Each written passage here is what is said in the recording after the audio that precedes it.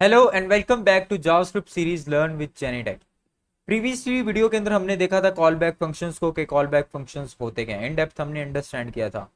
और I know काफ़ी सारे स्टूडेंट्स को कंफ्यूजन होगी कॉल बैक फंक्शंस को लेकर। मुझे भी हुई थी फर्स्ट टाइम, कोई मसला नहीं है। आज की वीडियो होने लगी है कॉल बैक हेल के बारे में। और जिन्हों को लास्ट वीडियो में कॉल बैक फंक्शंस की नहीं समझ आई, इस वीडियो में समझ आ जाएगी कॉल बैक फंक्शंस क्या होते हैं, कैसे यूज करते हैं, सारी अंडरस्टैंडिंग हो जाएगी। चिल मारो, आराम से अपनी अपनी, अगर गर्मी में देख रहे हो तो पंखे के नीचे बैठ के देखो, और अगर सर्दी में देख रहे हो तो कंबल के अंदर बैठ के देखो, और कॉल बैक फंक्शंस को अंडरस्टैंड करोगे, कॉल बैक फंक्शंस को कैसे यूज कर सकते हैं। मेन मोटिव इस क्लास का हमारा क्या है कि कॉल बैक हेल्प को जानना कि उसको कैसे यूज करेंगे। So let's get started.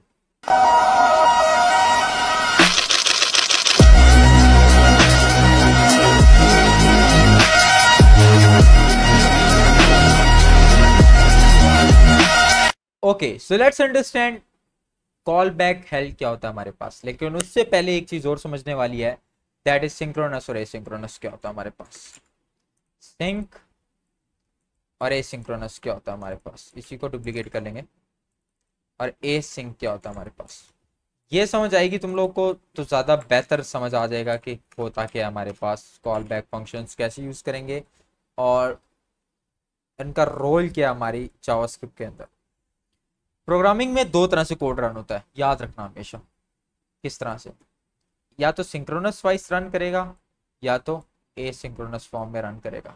इन दो फॉर्म्स में क्या मतलब सर, थोड़ा सा डिटेल में बताएंगे? हाँ, क्यों नहीं बताऊंगा यार, इधर आओ। लाइन बाय लाइन जब चीज चलती है ना, कि पहले ये हो, फिर ये हो, फिर ये हो, फिर ये हो, फिर ये हो, एक सिंक्रोनाइज वे में, कि पहले ये हो जाए, फिर ये हो जाए, फिर ये हो जाए, पावे जितना भी टाइम लगे पहले को, बाकी सब वेट करेंगे। पहले ये होगा, फिर ये होगा, फिर ये होगा, फिर ये होगा। ये क्या होगा हमारे पास, synchronous. Line by line, step by step, क्या कहलाएगा, सिंक्रोनस।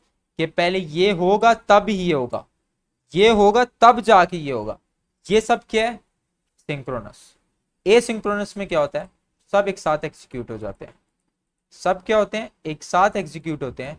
जो पहले रन कर जाता है वो चल जाता है, जो बाद में रन करता है वो बाद में चल जाता है। एक जगह स्टेप बाय स्टेप एक एक करके चल रहे हैं, और एक जगह पांचों एक साथ चल गए। जो चल गया सबसे पहले वो पहले चल जाएगा, बाकी बाद में चलते रहेंगे अपनी मर्जी से। इसको कहते हैं सिंक्रोनस। That is all. अब इसमें कॉल बैक फंक्शंस का काम क्या होता है, इधर अंडरस्टैंड करो। अगर मैं तुम लोग को लेके जाऊं, इधर आओ, तो यहाँ पे मैं करता हूँ कंसोल डॉट लॉग। पहले सिंक्रोनस समझ लो। मैंने क्या, ए डन, फिर मैंने किया बी डन, फिर मैंने किया सी डन। मतलब तीन चीजें हैं जो डन हो रही हैं, A done, B done, C done. ये देखो, पहले ए डन हुआ, फिर बी डन हुआ, फिर कौन सा डन हो गया, सी भी हमारा चल गया। अगर मैं यहाँ ए को जाके कर दूं सेट टाइम आउट, अब समझा दूं सेट टाइम आउट क्या है। यही तो एसिंक्रोनस है। सेट टाइम आउट मैंने कहा 2000 मिली सेकेंड बाद चले, मतलब 2 सेकंड बाद चले। और यहाँ पे जाके मैं बी डन को प्रिंट करता हूँ। इसमें क्या हो रहा है, अगर रिफ्रेश करो, ए डन हो गया, सी डन हो गया, बी बाद में जाके डन हुआ। क्यों? क्योंकि उसके ऊपर मैंने क्या लगा दिया, सेट टाइम आउट। अब समझो सेट टाइम आउट क्या होता है। सेट टाइम आउट हमारे पास ए सिंक्रोनस फंक्शन होता है, जहां पे हम एक फंक्शन को कुछ टाइम बाद चलाते हैं, कि यार बाकी चल जाए बेशक, मैं तो चलूंगा जितना मुझे टाइम डिफाइन किया गया है। अब मैं यहाँ पे हमारे पास सेट टाइम आउट कैसे लिखोगे, सिंपल लिखो सेट टाइम आउट। ये आएगा तुम्हारे पास सेट टाइम आउट। उसके अंदर एक फंक्शन है, एरो फंक्शन है, आप नॉर्मल फंक्शन लिखो, कोई मसला नहीं है। उसके अंदर हमारे पास क्या है, टाइम बताना है कि कितने टाइम बाद चले। मैंने इसको बोला है कि ये कितने बाद चले, 3000 बाद। 3000 क्या सर, 3000 मिली सेकेंड। एमएस नहीं लिखते साथ, लेकिन ये मिली सेकेंड होता है। सर अगर मुझे 10 सेकंड बाद चलाना हो 10,000 लिख दो।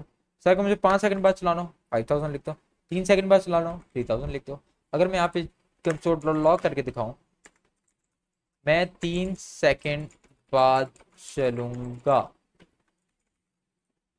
और इसको स्क्रीन में प्रिंट करो। ये देखो अब कितने सेकंड बाद चलेगा, देखना अभी। 1, 2, 3, पूरे 3 सेकंड बाद चला है। ये किसने चलाया इसको 3 सेकंड बाद, सेट टाइम आउट। अगर इसके साथ बाकी होते, ये देखो कंसोल डॉट लॉग मैं चल गया, console.log मैं भी चल गया। तो मैं चल गया और मैं भी चल गया, ये दोनों सबसे पहले चल जाएंगे, उसके बाद जाके चलेगा। क्यों? क्योंकि इसको मैंने बताया कि 3 सेकंड बाद चलना है। ये देखो, मैं चल गया, मैं भी चल गया, दोनों चल गए। मैं 3 सेकंड बाद चलूंगा। कितने बाद चला है? 3 सेकंड के बाद चला है, by using set time out function. ये होता है मेरे पास ए सिंक्रोनस के अंदर यूज होने वाला सेट टाइम आउट, और इसको ए सिंक फंक्शन ही कहते हैं हम साथ में, कि हमने कुछ टाइम बाद चलाना हो। सर इसकी अगर जनरल एग्जांपल बता दे तो मजा ही आता। इधर आओ, फॉर इंस्टेंस मैं तुम्हें बताता हूँ। मेरे पास एक सिस्टम है जिसके अंदर पिक्चर्स आ रही हैं एक सर्वर से। किसके सर्वर से? गूगल के सर्वर से। कहाँ से आ रही हैं पिक्चर्स? गूगल के सर्वर से पिक्चर्स आ रही हैं।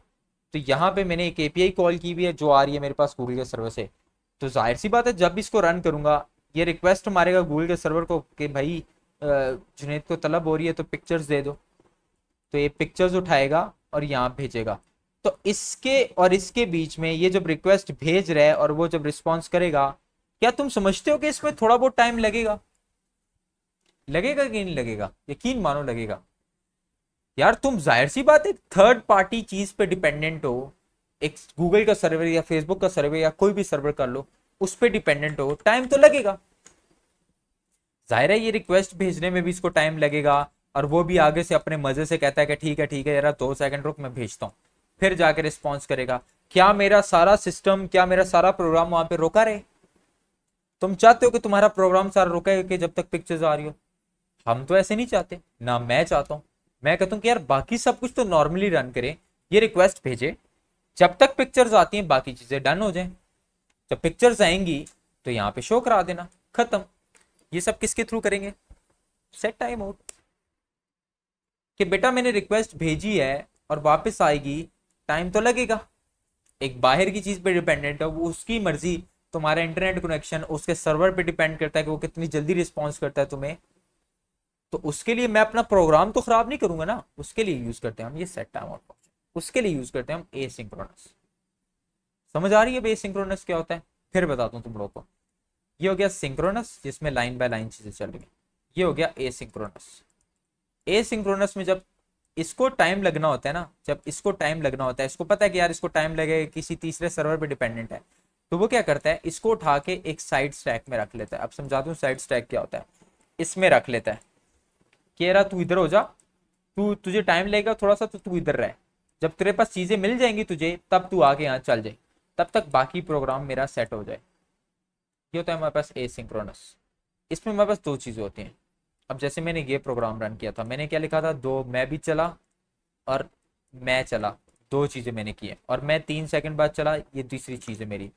तो जब मैंने ये लिखा console.log मैं 3 सेकंड बाद चलूंगा, ये इसमें आ गया ए। फिर मैंने किया बी जो डायरेक्ट चल रहा है, फिर मैंने किया सी। तो जब मैंने इसको चलाया ना तो ये डायरेक्ट नहीं चला, क्योंकि इसको 3 सेकंड बाद चलना है, तो ये एक स्टैक में चला जाएगा। वो कौन सा स्टैक होता है? उसे कहते हैं हम साइड स्टैक। उसे क्या बोलते हैं हम? साइड स्टैक, क्योंकि इसको टाइम लग रहा है। तब तक एक मेन स्टैक होता है हमारे पास जहां से सारी चीजें रन होती है। रन सारी कहां से होती है? मेन स्टैक से ही होती है। साइड स्टैक चीजों को जस्ट होल्ड करके रखता है जिसको टाइम लगना होता है रन करने में। जो ज्यादा टाइम ले रही होती है ना रन करने में, वो पड़ जाती है किसके अंदर? साइड स्टैक के अंदर। वो सारी साइड स्टैक में ले चली जाती हैं, और मेन स्टैक में वो चीजें आती हैं जो चल रही होती हैं, नॉर्मली चल रही होती हैं, उनको टाइम नहीं लगता। तो हमारी बी और सी जो है वो डायरेक्ट चल रहे हैं, तो वो मेन स्टैक के अंदर आ जाएंगे। बी और सी, जो ए है वो साइड स्टैक में चला जाएगा। बी भी रन कर जाएगा, सी भी रन कर जाएगा। जब ए का टाइम पूरा हो जाएगा वो यहाँ पे आएगा, और ए भी हमारा रन कर जाएगा।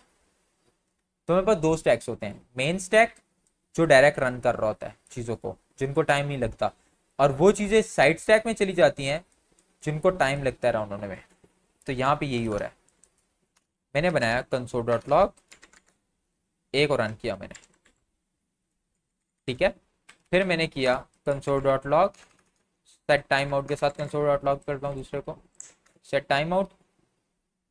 इसको मैंने बोला कि तू 3 सेकंड बाद चली, और मैंने यहाँ पे कर दिया console.log बी, और फिर मैंने console.log कर दिया सी को। इसमें क्या होगा समझो, ये चला जाएगा मेन स्टैक के अंदर, ये चला जाएगा मेन स्टैक के अंदर, ये भी चला जाएगा मेन स्टैक के अंदर, ये कहाँ चला जाएगा? साइड स्टैक के अंदर। क्यों? क्योंकि उसको 3 सेकंड लगने हैं। ये देखो रन किया, ए चला मेन स्टैक से, सी चला, जैसे ही बी कंप्लीट हुआ साइड स्टैक से, उसने उठा के कहाँ भेज दिया उसको, मेन स्टैक के अंदर। ये हमारे पास होते हैं ए सिंक्रोनस सिंक्रोनस। अभी तक हमने कॉल हेल्प फंक्शन को हमने यूज नहीं किया, कॉल बैक हेल्प फंक्शन को हमने मतलब चलाया नहीं है। अब उसको अंडरस्टैंड करते हैं कि वो क्या होता है हमारे पास। चलो सो कॉल हेल्प फंक्शन क्या होते हैं, थोड़ा सा डिफिकल्ट लगेगा लेकिन टेंशन ना लेना। कॉल हेल्प फंक्शन में क्या होता है हमारे पास, हम यूज तो कॉल बैक फंक्शन का ही करते हैं, इसके अंदर यूज हम किस चीज का करते हैं, कॉल बैक फंक्शन का ही करते हैं। लेकिन वो क्या करता है कि एक चीज को रन करने के बाद जब ये हो जाएगा, एक चीज को रन करने के बाद तब दूसरी चीज को रन करता है, ये होगा तो तीसरी चीज को रन करेगा, मतलब होल्ड करेगा चीजों को। ये होता है कॉल हेल्प फंक्शन। फंक्शन के अंदर दूसरा फंक्शन और फंक्शन के अंदर तीसरा फंक्शन जो एक दूसरे पे डिपेंडेंट होते हैं, ये होता है हमारे पास कॉल हेल्प फंक्शन। और इसको पिरामिड ऑफ डूम भी कहते हैं। क्यों कहते हैं वो अंडरस्टैंड कर लोगे तुम लोग। आओ जरा, मैं फॉर इंस्टेंस एक जनरल एग्जांपल देता हूँ तुम लोग को। मुझे केक बनाना है, क्या बनाना है, केक बनाना है। अब आई डोंट नो केक में क्या क्या यूज होता है, लेकिन एक इतना तो मुझे पता ही है कि केक में मिल्क जरूर यूज होता है। तो पहली चीज उसको क्या चाहिए होगी, मिल्क। फिर दूसरी चीज क्या चाहिए होती है केक के साथ, शुगर। और तीसरी चीज क्या चाहिए होगी, चॉकलेट। लेकिन हम दो चीजें लेंगे, ज्यादा लंबा नहीं करेंगे इसको। मैं फॉर इंस्टेंस मिल्क और चॉकलेट करता हूँ, ठीक है। मिल्क मिलेगा, चॉकलेट मिलेगी, इन दोनों चीजें को मिलकर हमने क्या बना लेना है, केक बना लेना है। या इसको बना लेते हैं चॉकलेट शेक। हम एक बनाने लगे हैं चॉकलेट शेक, जिसके अंदर मुझे दो इंग्रेडिएंट्स चाहिए, मिल्क चाहिए और चॉकलेट चाहिए। अब तुम लोग मानते हो कि नहीं मानते कि चॉकलेट लाने में टाइम लगेगा नहीं लगेगा, घर में पड़ा है तो ठीक है, लेकिन घर से बाहर मैं तुम्हें कहा जाओ दुकान से पकड़ के लाओ, टाइम लगेगा नहीं लगेगा। और फिर मिल्क लाने में भी टाइम लगेगा, फिर मिक्स करने में टाइम लगेगा, जाहिर है। और ये सब किसके अंदर जाएगा तुम्हारा, सेट टाइम आउट। उसमें तुम्हें कॉल बैक फंक्शन भी समझ आ जाएगी, कॉल हेल्प फंक्शन भी होगा। सबसे पहले चॉकलेट को लेके आते हैं। मैंने बोला एक फंक्शन बनाया, मैंने किया गेट चॉकलेट, जाहिर है। तो मैंने किया गेट चॉकलेट का फंक्शन बनाया और मैंने इसको कर दिया यहाँ पे सेट टाइम आउट, क्योंकि चॉकलेट लाने में टाइम लगेगा। और फॉर इंस्टेंस चॉकलेट लाने में 2 सेकंड लग रहे हैं, तो मैंने 2000 सेकंड कर दिया इसको। और मैंने ले लिया कांस्टेंट चॉकलेट नाम का वेरिएबल, और उसमें मैं चॉकलेट को स्टोर कराता हूँ।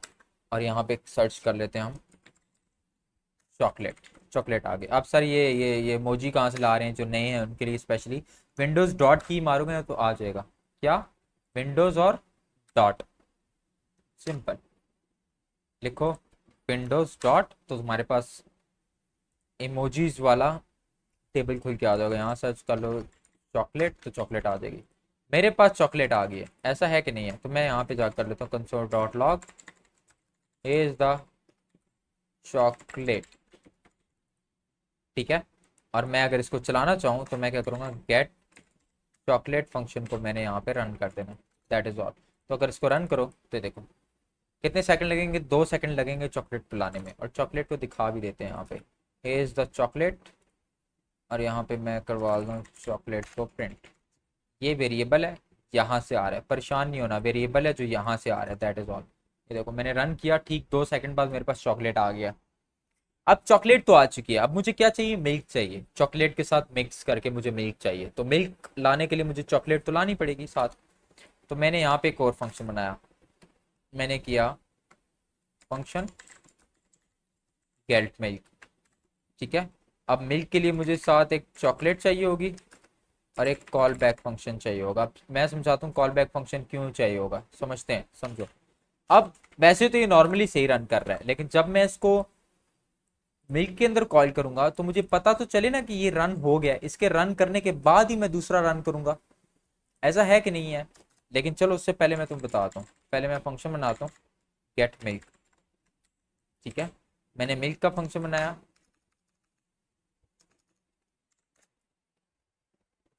और उसमें मैंने सेट टाइम आउट लगा दिया। और इसको भी मिल्क लाने में भी 2 सेकंड लग रहे हैं फॉर इंस्टेंस मेरे पास। ठीक है, इसके अंदर मैंने कांस्टेंट मिल्क के नाम से लिया और यहाँ पे मिल्क रख लेते हैं हम।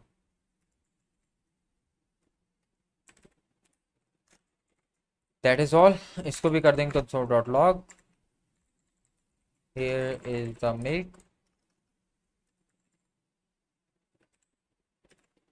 यहाँ पे प्रिंट कर दूंगा मिल्क को। ठीक है, अब ये तो नॉर्मली रन करेंगे सही से। अगर मैं इसको भी कॉल करूँ ना, ये देखो गेट मिल्क, ये देखो पहले क्या आएगा मेरे पास, दोनों एक साथ आ जाएंगे। देखना, चॉकलेट भी आ जाएगी, मिल्क भी आ जाएगी। लेकिन मैं चाहता हूँ पहले चॉकलेट आए उसके बाद मिल्क आए। तो तुम लोग 4-4 सेकंड लेट करते रहोगे, ऐसे नहीं करते। इसके लिए हम यूज करते हैं कॉल बैक फंक्शन।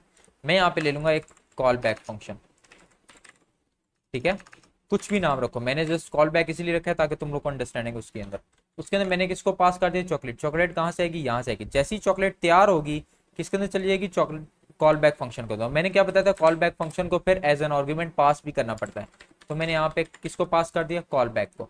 तो जब इसको रन करोगे तो यहाँ पे तो कॉल बैक रन करना पड़ेगा, क्योंकि यहाँ पे एक फंक्शन है ना कॉल बैक का। यार ये क्या हो गया, जाहिर है ये फंक्शन है कॉल बैक का, तो यहाँ पे मुझे लिखना पड़ेगा। और यहाँ पे क्या आ रहा है मेरे पास, चॉकलेट आ रही है। इसके अंदर क्या आ रही है, चॉकलेट आ रही है कि नहीं आ रही, तो यहाँ पे चॉकलेट पास करना पड़ेगा, चॉकलेट आएगी। कंसोल डॉट लॉग कर दिया, चॉकलेट इज रेडी। अगर इसको यहाँ पे चॉकलेट मिली तो स्क्रीन पे दिखा देगा मुझे चॉकलेट, ये भी दिखाएगा, ये भी दिखाएगा।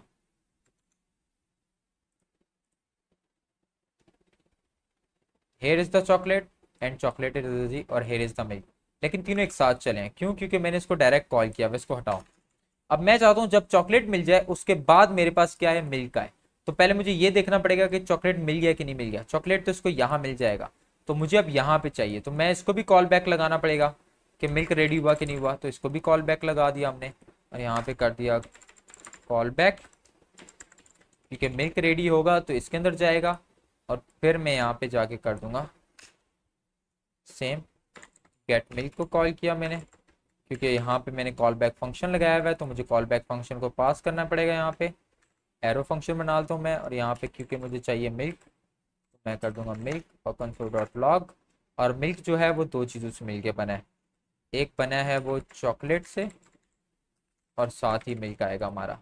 ये सर चॉकलेट कहाँ से आया, ये यहाँ से आ रहा है। कहाँ से आ रहा है, ये यहाँ से आ रहा है। ठीक है, तो मैंने चॉकलेट पास किया, मैंने इसको बोला console dot log, here is the milk. मैं यहाँ पे पेस्ट कर दूंगा मिल्क को।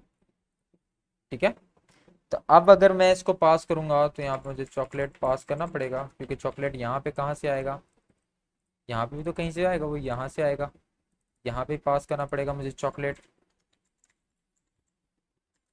क्योंकि यहाँ से चॉकलेट इसको पास होगा और फिर यहाँ से मिल्क रेडी हो जाएगा हमारे। ये देखो, पहले मेरे पास क्या आया, 2 सेकंड बाद चॉकलेट, उसके 2 सेकंड बाद मेरे पास क्या आ गया, मिल्क आ गया। सिंपल, समझ आइए। तो यहाँ से मैं अब हटा देता हूँ, ताकि मैं जब यहाँ प्रिंट कर रहा हूँ वही वाला है। ये देखो, हेयर इज द चॉकलेट, साथ ही क्या आ गया, हेयर इज द मिल्क, जो कि यहाँ से आ रहा है। अब मैं कहता हूँ इन दोनों चीज़ों से मिलके मेरा शेक बन जाए, चॉकलेट शेक बन जाए। तो मैं फिर फंक्शन बनाता हूँ, चॉकलेट शेक, और इसको मैंने गलत लिख दिया, चॉकलेट शेक। इसमें आ जाएगा मेरे पास मिल्क, मिल्क में दोनों चीज़ें हैं, चॉकलेट और मिल्क दोनों चीज़ें हैं। कॉल बैक लिया इधर से, और यहाँ पे सेट टाइम आउट फंक्शन लगाया मैंने, और यहाँ पे कर दिया इसको 2000 सेकेंड। That is all. यहाँ पे मैंने सेम कांस्टेंट शेक, शेक बनेगा मिल्क से मिलके, मिल्क प्लस शेक।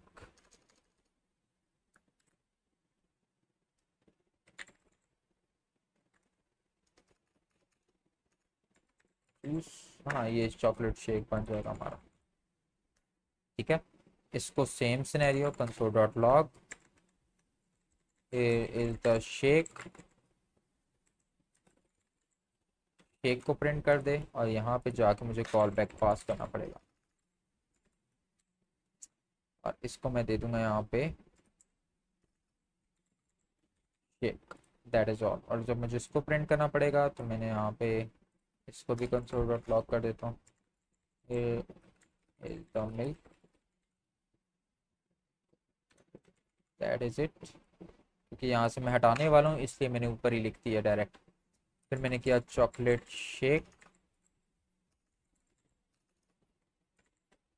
इसमें सबसे पहले तो मेरे पास आ जाएगा मिल्क, और साथ ही मेरे पास कॉल बैक फंक्शन आएगा जिसमें मेरे पास आ जाएगा शेक,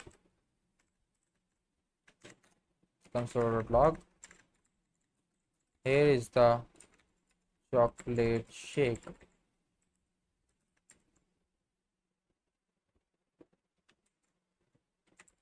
शेक को प्रिंट कर लेते हैं यहाँ पे। ये देखो पहले मेरे पास क्या आया,